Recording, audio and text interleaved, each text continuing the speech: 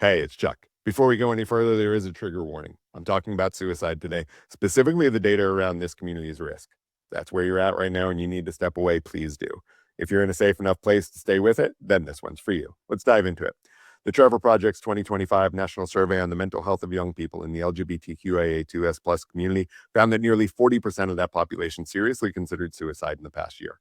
Among transgender and non-binary youth, that number climbs to 49%, and 16% of transgender kids aged 13 to 18 didn't just consider it, they attempted it. The Trevor Project estimates that more than 1.8 million LGBTQIA2S plus young people between the ages of 13 and 24 seriously consider suicide every single year in this country, and that at least one of them attempts suicide every 45 seconds. Every 45 seconds, y'all. LGBTQIA2S plus young people are more than 4 times more likely to attempt suicide as their cisgendered heteronormative peers. Those numbers, they're only getting worse.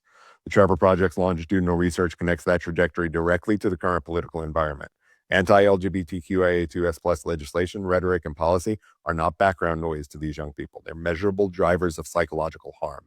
Dr. Haas at the American Foundation for Suicide Prevention has been documenting the specific risk architecture in this community for years, and what her research identifies as the primary drivers is not identity itself, but what's done to people because of their identity.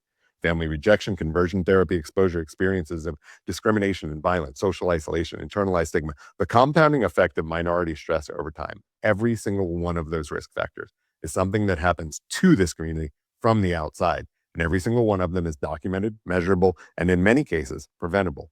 Dr. Stephen Russell, Foundation Professor and Director of the T. Denny Stanford School of Social and Family Dynamics at Arizona State University, spent decades researching LGBTQIA2S plus youth well-being specifically, and his work lands pretty much on the same plane as Haas's, but it does it from a little bit of a different perspective.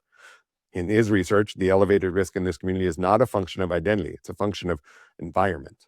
When rejection becomes acceptance, exclusion becomes a belonging, hostility becomes safety, the risk changes in a positive way with this population. The young people in this community are not inherently more fragile than anyone else. They're just more exposed, and exposure is something that we can address. The Trevor Project data is equally clear on what moves the risk down. At least one accepting adult in a young person's life reduces the likelihood of suicide attempt by 40%. Just one open, honest, and accepting human being who communicates clearly and consistently that this young person's existence is not a problem to be solved. Chosen family, affirming spaces, access to care that doesn't pathologize identity, all of it moves the needle in the right direction. And here's what I need you to do with this. If you are struggling right now, you need to reach out.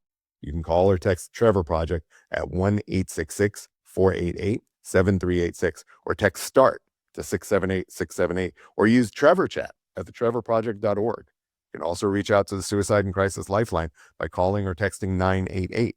Now, the Trump administration has defunded the specialized LGBTQIA2S plus specific line within 988, but don't let that be a deterrent to you getting the help that you need. This is about you. It's not about politics. These are not last resorts. They're for exactly the moment that you're in right now, whatever that moment looks like.